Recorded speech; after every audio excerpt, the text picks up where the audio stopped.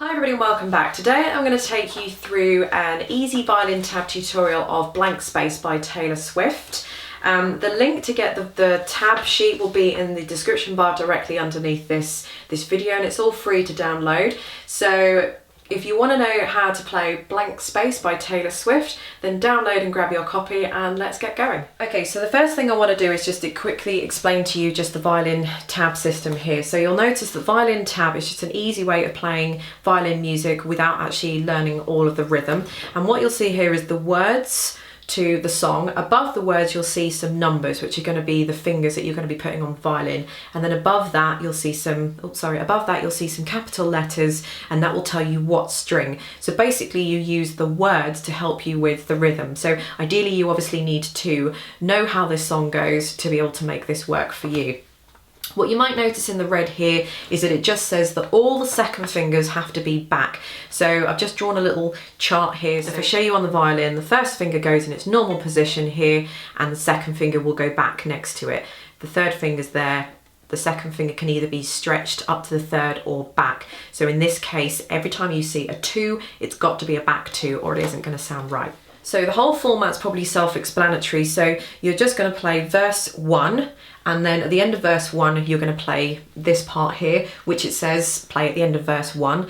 Then you're going to play the same part again for verse 2, and then when you get to the end there, then you play this little bit here. So the words do obviously change for verse 2, but I mean the rhythm and the notes and everything was so similar that I didn't feel that I needed to write verse 2 out again. So it's ever so slightly different, but it's good enough for you guys to play on the violin and everything, and it's close enough. If you want to change anything yourself, then you can go ahead and do that. So verse 1, then you play there, play this as verse 2 again, and then you move over to that bit there. The same is true for the second page. When you get to the chorus is played twice. So you play the chorus, the first time round you jump to this little bit here, then you play the chorus again for the second time round and you jump to this little bit here.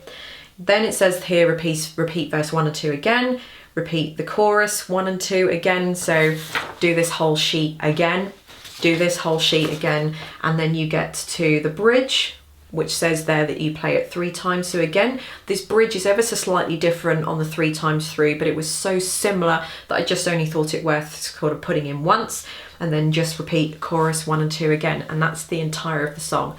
Obviously it's up to you guys how many times you want to play it through and everything, but I thought I would put everything on here that you need. So let's get going with it. I'm just going to play a little bit for you because I do have a performance of this, so I'm just going to play a little bit just so you can hear it. So first of all, nice to meet you where you've been. It's all second finger back on the D string. I could show you incredible things. So you're using I could show you incredible things, so you're using the words for the rhythm. And I is a third finger on D, could is an open on A, show, same thing, you is back to a third on D, incredible things is 2, 3, 2, 3, 2. So if I do the whole 2 lines again,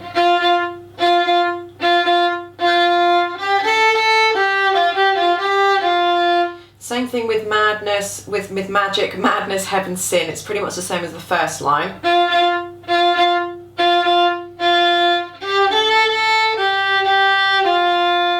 And then, oh my God, look at that face. So you've got a second finger on G, and that's also in its back position. So you've got oh my God. So what you're going to do there is just roll that second finger basically across. Now that face I've written as 4th fingers for an A, only because if you try and switch over to an open A, I think you're just going to encounter too many problems, because you're just going to be crossing too many strings. So, 4th fingers might be difficult to do, but I've put them in because they were just a lot easier to do. If you want to substitute those for open A's, then absolutely go ahead, but it probably just won't be as clean. So I'm going to move on to the next line, you look like my next mistake.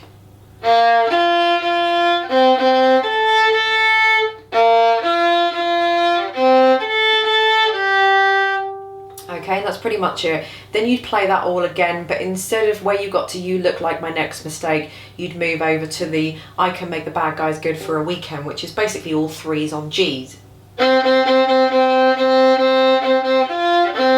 Going briefly over to a 2 on a D, which is still back, and then back to that 3 on G. So that's that for the verse. Just quickly through the chorus. So it's going to be "forever."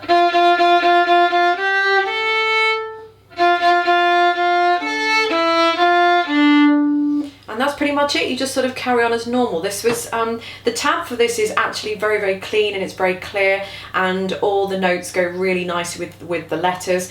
Taylor Swift may sing it in a slightly different way, but you know, this is as close as you're going to get for an instrumental. What I might just do is play the verse, and I'll just give you a close-up.